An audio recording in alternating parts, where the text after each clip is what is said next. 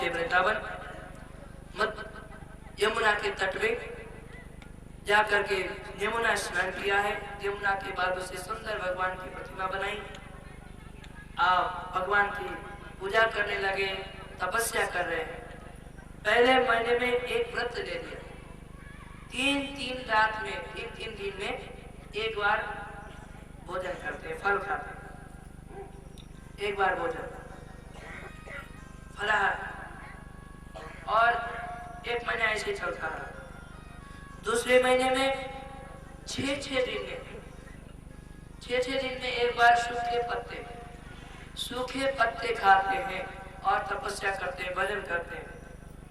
और तीसरा महीना जैसे लगा है, 9 दिन में एक बार जल पीते हैं और 9 दिन तक कुछ नहीं, एकदम तटस्थ होकर के भजन करते हैं।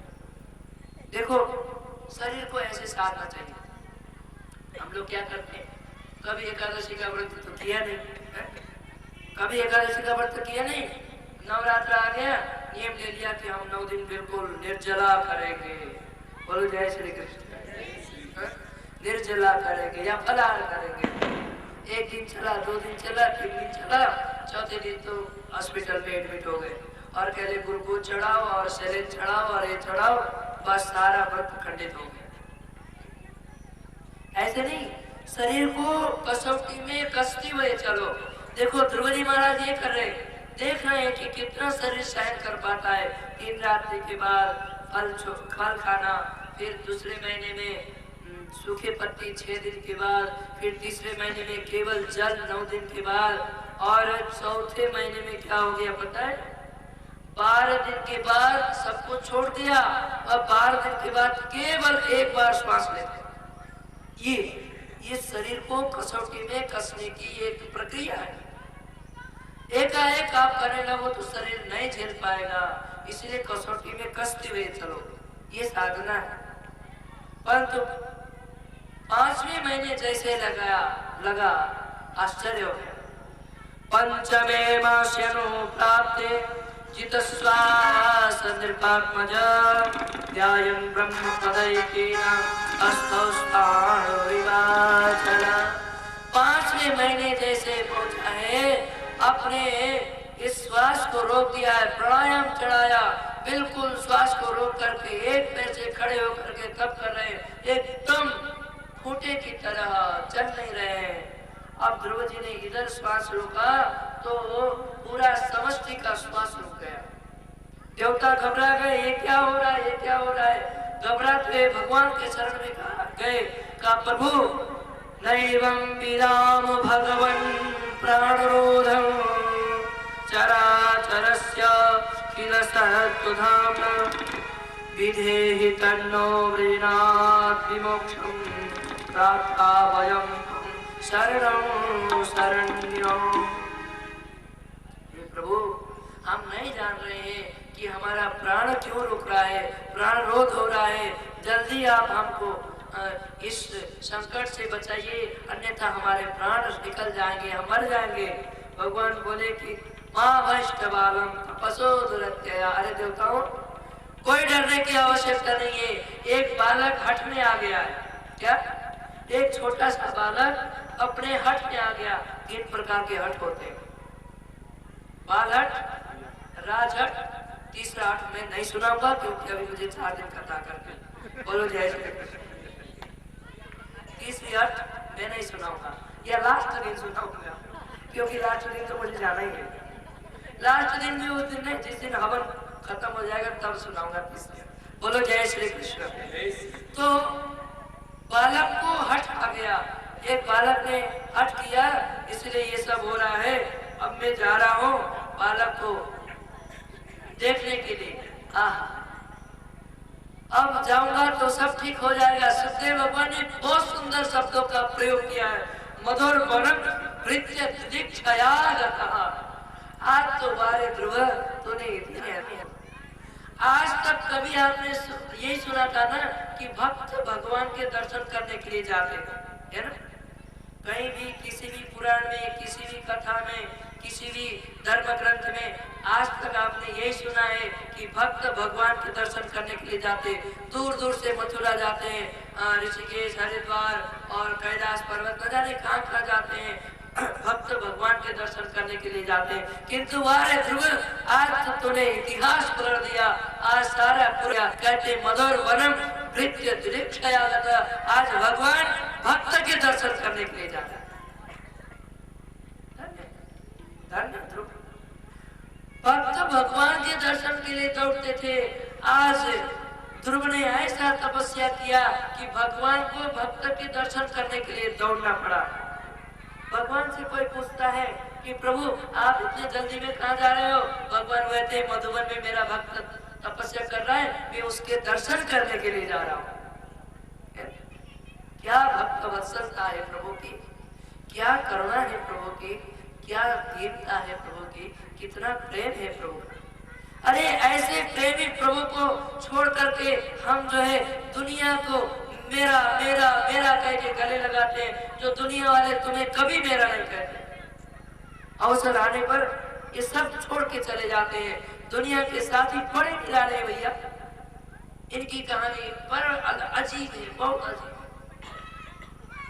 इसीलिए भैया जो तुम्हारा है ना उसको मेरा कहो, वो तुम्हारा है, वो कभी तुमको छोड़ता नहीं।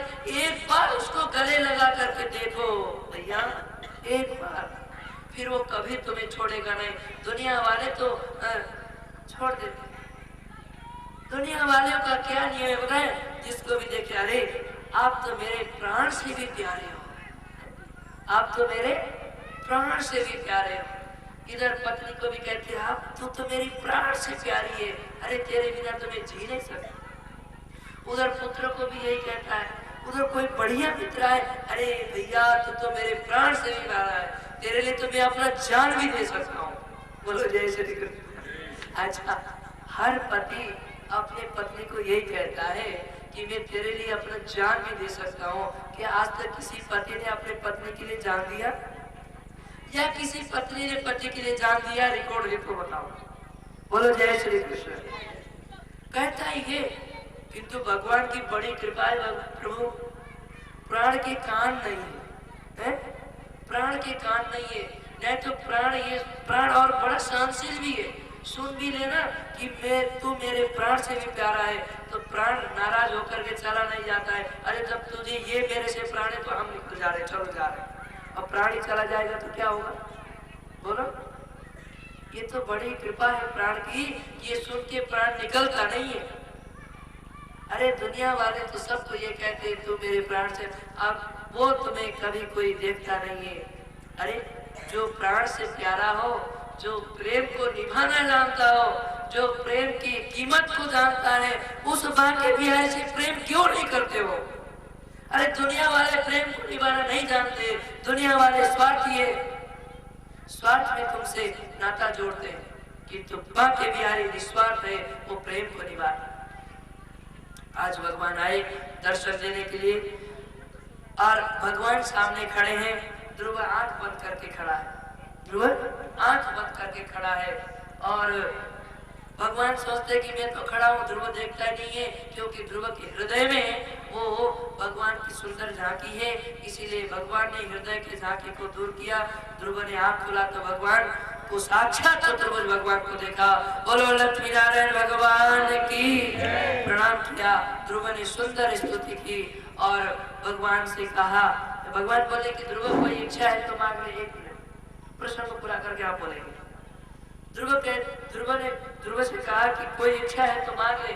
भगवान बोले कि ध्रुव बोले कि मुझे कोई इच्छा नहीं। देखो राज्य के लोभ से आया था, परंतु भगवान की तपस्या करने से सारे लोग चले गए। भगवान ने फिर भी आशीर्वाद दिया, जाओ ध्रुव 36,000 वर्ष तक तुम राज्य करोगे और उसके बाद फिर मेरे ध्रुव लोग को प्राप्त हो गए। भगवान अंतर्ध्यान हो गए। ध्रुव को बड़ा दुख हुआ कि भगवान को पाकर मैंने नासमान को याचना की, दुखी होकर के आए। जैसे ही उत्तानपाद ने देखा आज मेरा बेटा 6 महीने में भगवान का दर्शन करके आ गया, बड़े प्रेम से मिले, सुनीति भी प्रेम से मिली, सुरुचि तो कान पकड़ के माफी मांग रही है। कहा ध्रुव मैंने तेरा अपमान किया, मुझे क्षमा कर दे। परंतु ध्रुव का शब्द सुनना, ध्रुव क्या कहता है, माँ माँ यदि तेरे ठोकर न दिया होता तो आज मुझे ठाकुर नहीं मिलता। मुझे आज ठाकुर मिला है तेरे ठोकर के लिए, इसलिए माँ तू मेरी बंदनिया है। ऐसे करके ध्रुव आए। आज उत्तानपाद ने ध्रुव को राजगद्दी लेकर के वन को चले गए, परम गति को प्राप्त हो गए। और इधर उत्तम को यक्षों ने मार दिया, यक्षों की से लड़ाई ध्रुव की हो गई। पिता मनु के कहने से युद्ध बंद कर दिया और अंतिम में 36,000 वर्ष ये राज्य करने के बाद अंतिम में भगवान की स्वधाम माता सुनिधि के साथ ध्रुव लोक को प्राप्त हो गए और आज भी ध्रुव तारा के रूप में चमक रहे हैं। ये भक्ति की शक्ति है प्रभु की, इसलिए भगवान सज्जनों भगवान की भक्ति करें, इसी में हमारा श्रेय है। हमारे बाबूजी कुछ कहना चाहते हैं। बड़े प्रतापी थे, उनकी शादी मृत्यु की बेटी सुनीता से हुई, उनसे पुत्र हुआ बेन। बेन के अपराध के कारण अंग छिप गए जाकर के।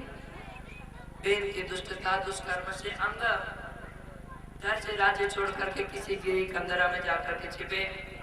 राजा के न होने पर अराजकता फैल गई तो ऋषियों ने मिलकर के बेन को ही राजा बना दिया।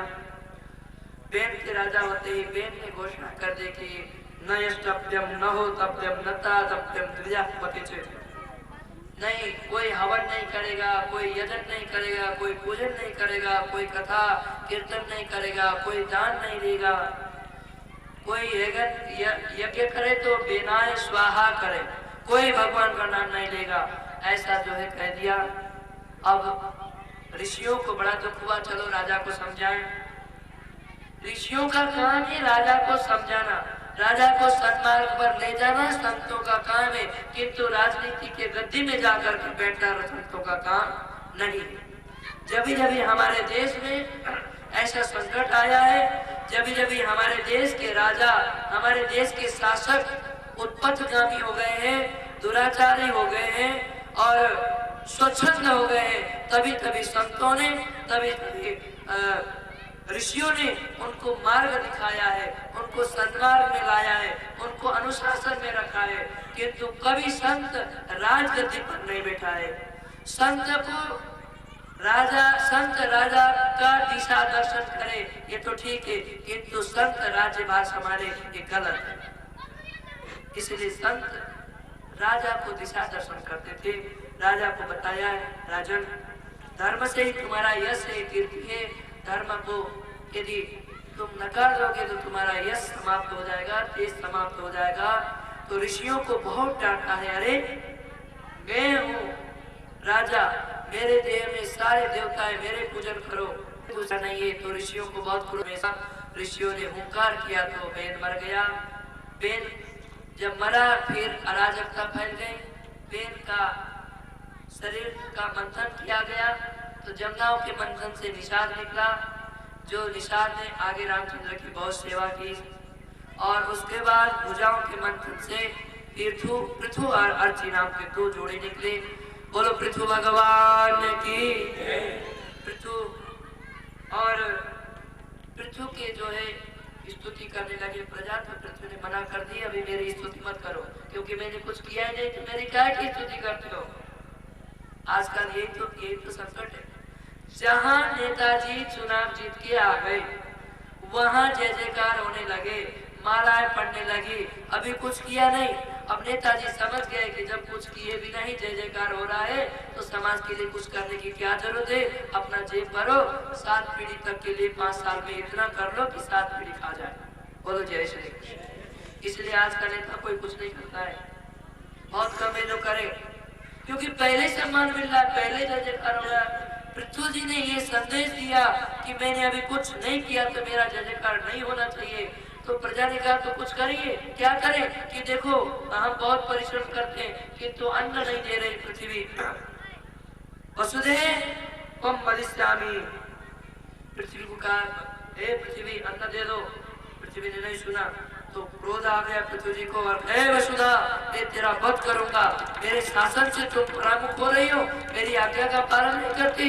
तो पृथ्वी हाथ जोड़ के सामने गौ के रूप में आ गई और कहा कि हे भगवान, मैं आपके तेज को नहीं समझ पाई हो, मुझे क्षमा करना, क्योंकि मेरी एक प्रकृति है, मेरा एक स्वभाव है, जब मेरे ऊपर धर्म का ध्वजा लहराता है तो मैं प्रसन्नता के मारे सभी रत्न उगल देती हूँ, किंतु आपके पिता ने अधर्म फैलाया है, इसलिए मैंने सभी रत्न मैंने छिपाया अपने गर्भ में। अब आप भगवान है, आ गए हैं, मैं गौ के रूप में हूँ, आप मेरा दोहन करके सभी रत्न प्राप्त करें। पृथ्वी जी ने दोहन करवाया देवताओं से, मनुष्यों से, नाग की सभी से दोहन करा करके पृथ्वी का पूरा अन्न निकाला। क्योंकि देखो इस संसार में सब कुछ है, सब कुछ है इस संसार में। पृथ्वी माता कामधेनु है, सब कुछ आपको प्रदान करेगी, किंतु कर्म करने की आवश्यकता है। कर्म नहीं करो तो कुछ भी मिलने वाला। तुलसीदास जी महाराज कहते हैं, सकल पदार्थ है जग माही, सकल पदार्थ है जग माही, सकल पदार्थ है जग माही, सकल पदार्थ है जग माही, कर्म ही नर भावत नाहि, कर्महीन नर पावत नाहि, कर्महीन नर भावत नाहि। ओ कर्महीन नर पावत नाहि। कर्महीन नर कुछ भी नहीं पाता है, इसीलिए कर्म करने की आवश्यकता है। कर्म करोगे तो सकल पदार्थ है जगमाई, सब कुछ है, आपको सब कुछ मिलेगा, उसके लिए यत्न करने की आवश्यकता है, कर्म करने की आवश्यकता है। संपूर्ण ग्रामों को, संपूर्ण प्रजा को सुख दिया, सभी रत्न दो दिया। ये राजा पहले हुए हैं जो ग्राम व्यवस्था कराए और इधर उधर बिखरे हुए पर्वत श्रृंखला को उठा करके उत्तराखंड में व्यवस्थित कर दिया। ऐसे एक राजा हो गए, बड़े बड़े यज्ञ करने लगे। यज्ञ 100वां यज्ञ होने वाला था तो 99 यज्ञ पूरा हो गया। 100वें यज्ञ में इंद्र ने अश्वमेध घोड़ा चुराया, उनके पुत्र विजिताश्व ने इंद्र से घोड़ा चुरा करके ले आए। यज्ञ पूरा हो गई तो भगवान प्रकट हो गए। अच्छा, और दूसरी बार फिर चुराया इंद्र ने, पहले तो छुड़ा के लाया, दूसरी बार साधु के वेश में आया। देखो ये वेश को कितना कलंकित किया लोगों ने, बोलो जय श्री कृष्ण। अरे इंद्र भी आया तो साधु के वेश में आया घोड़ा चुराने के लिए, रावण भी आया सीता को चुराने के लिए। आप चौंकना मत, देखो मैं बता, सुनने वाला स्वतंत्र है, ना। जैसे लक्ष्मी आपकी चरण सेवा करती है, वैसे मैं भी आपकी चरण सेवा करना चाहता हूँ। अरे नहीं नहीं, भगवान बोले ऐसा मत करना, नहीं तो दोनों में झगड़ा हो जाएगा। पृथ्वी जी बोले, प्रभु मुझे पता है यदि दोनों में झगड़ा हो तो पक्ष तो आप मेरा ही लोगे, क्योंकि आप भक्तवत्सल हो। पृथ्वी जी की ऐसी भावना सुन करके भगवान जी प्रसन्न हो गए प्रभु और आशीर्वाद दे करके चले गए। इधर पृथ्वी जी ने समाज को बहुत सुंदर उपदेश दिया कि प्रजाओं को उपदेश दे रहे थे। सरकारी महाराज आ गए, उन्होंने प्रणाम किया। सरकारी ने आत्म उद्धार का उपदेश दिया और उस आत्म स्थिति में रह करके पृथ्वी ने अपना कल्याण किया। बोलो कृष्णचंद्र भगवान की। इसके बाद पुरंजन उबाखान है, अभिज्ञान और दो मित्र थे। और पुरंजन नाम का एक प्राचीन बलि नाम का एक राजा था, वो यज्ञ करता था, पशुओं का बलि देता था। एक दिन भगवान देवर्षि नारद जी ने समझाया कि ये जो है यज्ञ मत करो, पशु की हिंसा नहीं करना चाहिए। उसने कहा नहीं नहीं, ये तो वैदिक कर्म है, किंतु देखा है कि जितने पशु का तुमने बलि दिया तुम्हें खा जाएंगे। तब घबरा गया तो ये बहुत सुंदर उपाख्यान सुनाया कि प्राचीन पर ही सुनो नाभि नाभि के ऋषभदेव भगवान हो गए। आपने ऋषभदेव भगवान